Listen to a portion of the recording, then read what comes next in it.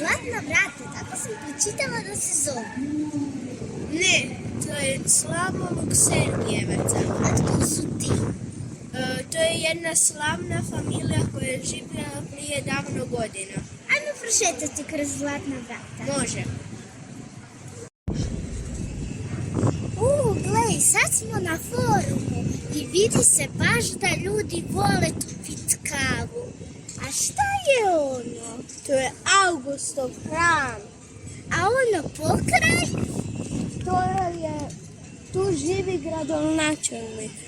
Ali još nismo našli arenu, pa gdje li je? Tamo naprijed. Idemo.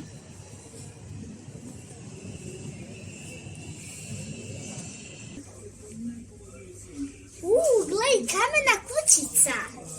Ne, to je kažun. Ajmo pogledati onda nešto drugo. Vidi koliko snježnih kugla ima. Ja bi baš ovo sa malom arenom. Može. Glej kako je lijepa arena. Napokon smo je našli.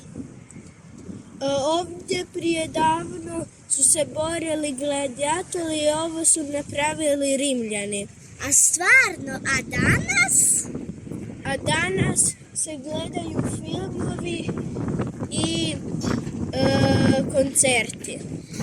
Ajde da ja i ti jednom idemo na koncert. Može. Glej kaj lijepo more, možemo se doći kupat po ljeti. Može. Doći ćemo opet u Pulu zato je lijepo.